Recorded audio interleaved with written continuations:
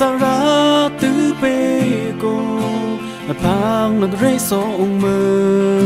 đã rai tao nó đi đo tham đã bưng tao nó ý hết sông hay yêu tôm khám làm ông tập lệ chúng tao cả ý kêu cha ý ân bình chỉ mẹ bên đi chú thêm tao lên ta thoa piang tao nghĩ ta yêu đi xa ra cao yên khám buồn cầm một tay đã cao bê ta tay ta thoa nâng tao ý kiến hữu kia ý với ta ra lên nà nà với yêu rap lên ca cô leo về chào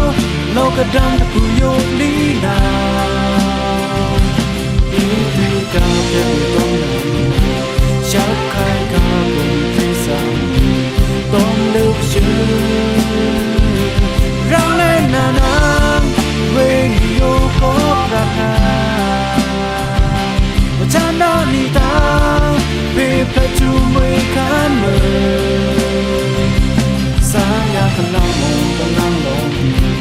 vì chắc nhận tao nào đã nè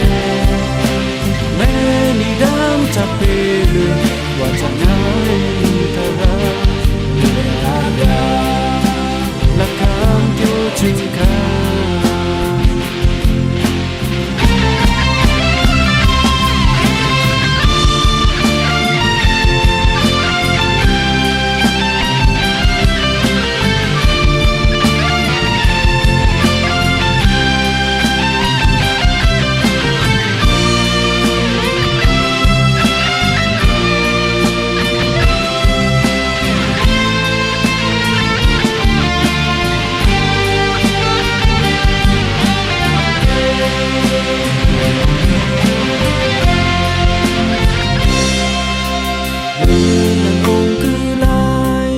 sa ra tứ bê cô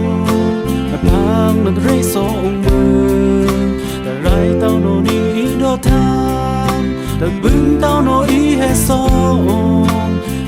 yêu tôm khám làm tập lệ chiều tao cả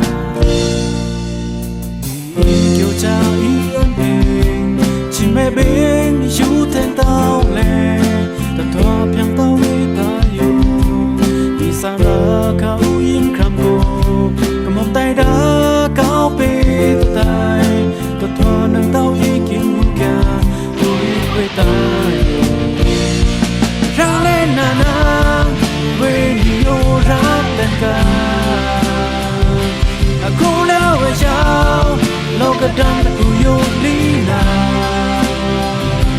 ý tươi cao trên tông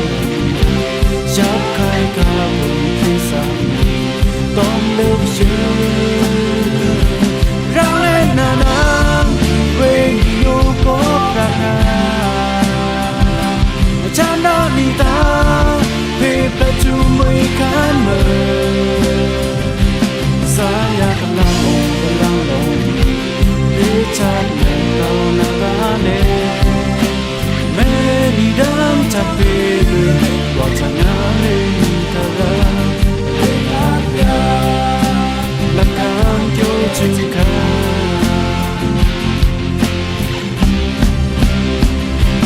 ra lên nào nắng với yêu rap lên ca cô leo về chào lâu cả đêm ta cùng yêu lý nào